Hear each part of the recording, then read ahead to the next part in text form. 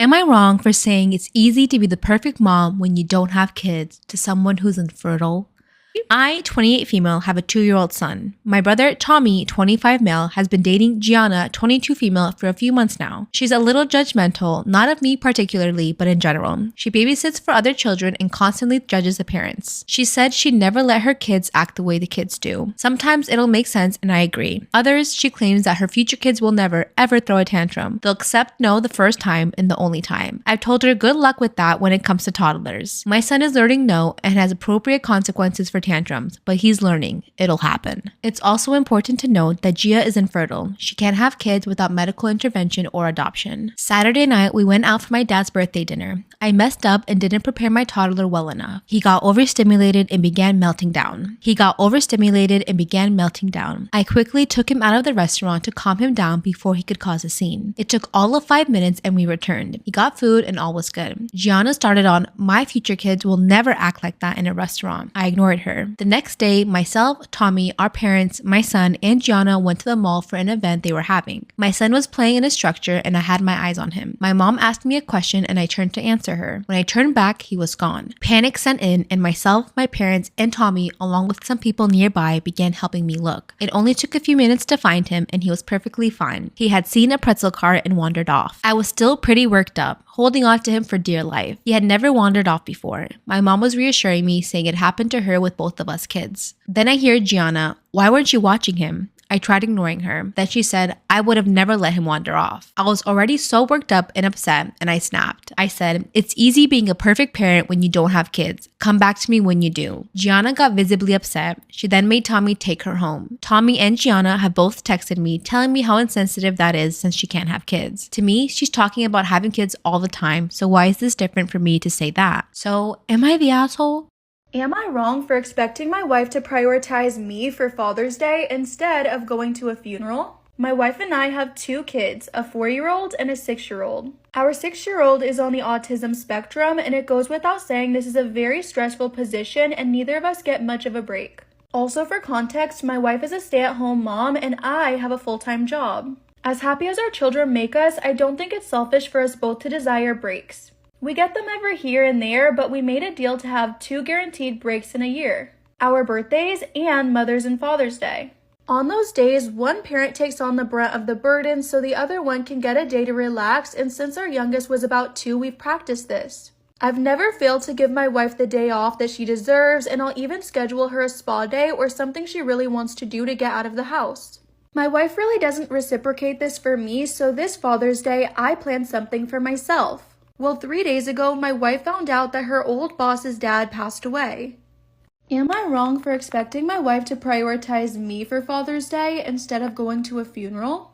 My wife really doesn't do as much as I do for her when it comes to our special days. I try not to hold it against her as it is undoubtedly hard, but it does feel unfair. This Father's Day, I decided to plan something for myself as she made no indication of doing something for me. I warned her a week in advance and she said it was okay. Well, 3 days ago, my wife's old boss's dad passed away and she was invited to the funeral. She chose to attend the funeral, which was 2 hours away, and as a result, I had to cancel all my plans and take care of the kids. She was supposed to be home at around 5 in the morning, but didn't arrive until 10. The kids were already asleep and my wife neglected to help them get even Father's Day cards for me.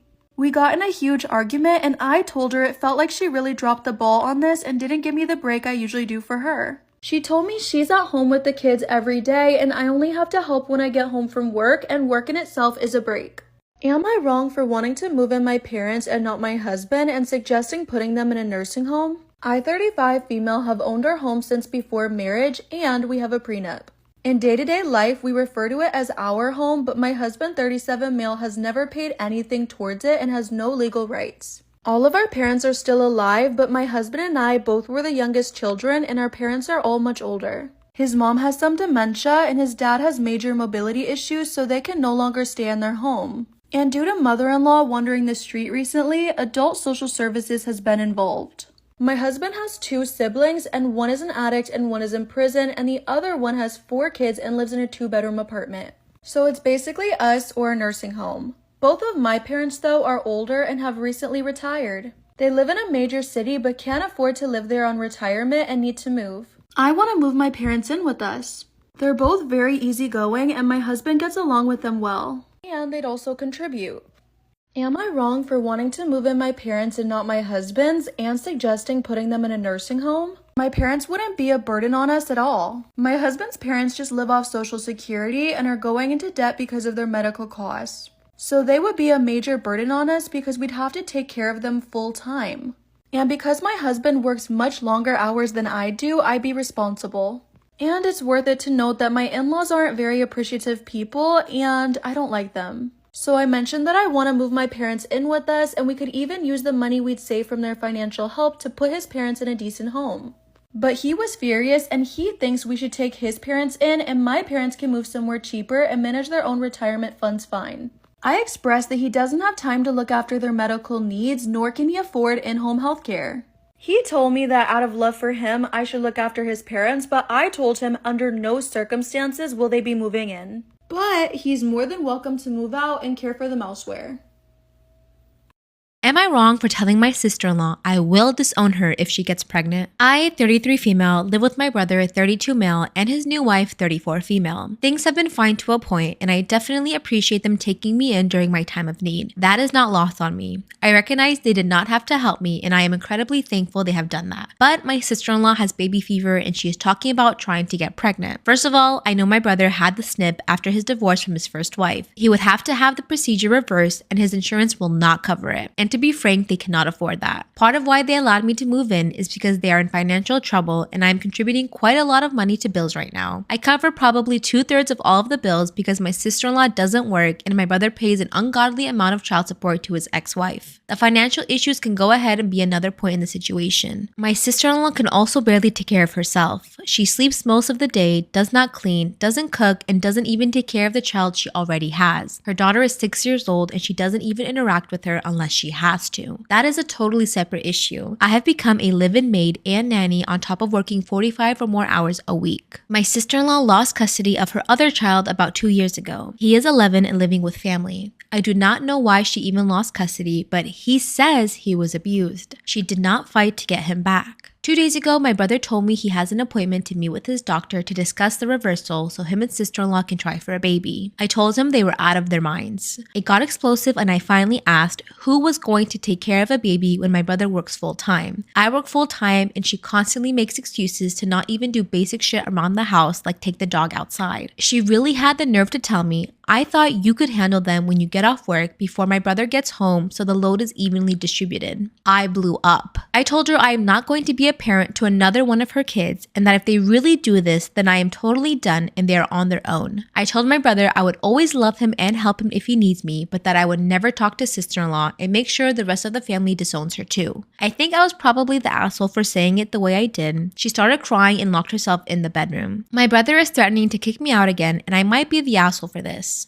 I told him he can't afford to kick me out and he can't afford a replacement maid or nanny like I have been. I told her mom about what happened and she not only thinks that I'm not the asshole but is now mad at my brother. Our dad, however, said I am the asshole because it isn't my place to say anything about my brother's decisions. So, am I the asshole? Am I wrong for leaving my sister's wedding early because she kept my husband out of the pictures? My 31 male sister and 34 female got married on Saturday. My husband of 7 years, Mark, was there with me, and up until one point, it was an amazing event. After the ceremony, Anne wanted a picture with all 5 of the siblings and their respective partners, so we started lining up. When Anne saw that my husband was standing next to me, she shook her head and said something about him ruining the aesthetic. Apparently, her plan was to put one man and one woman next to each other alternately. My youngest sister, 18 female, who doesn't have a partner and was standing on the very side, offered to stand between the two of us.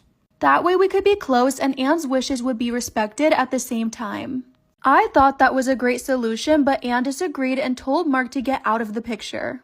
He's quite introverted and tries to avoid confrontation under all circumstances, so he simply complied and told me not to get angry. But it was so obvious that he was hurt and disappointed. Am I wrong for leaving my sister's wedding early because she kept my husband out of the pictures? My husband is very introverted and tries to avoid confrontation under all circumstances. So he simply complied and told me not to get upset, but it was so obvious that he was hurt and disappointed. Obviously, it didn't stop me from getting angry and I walked away with him.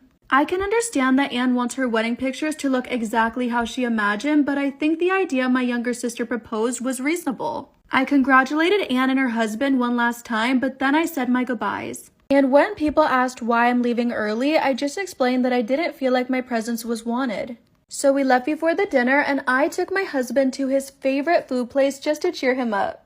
Anne has texted me since saying I was being dramatic and making a fuss over nothing.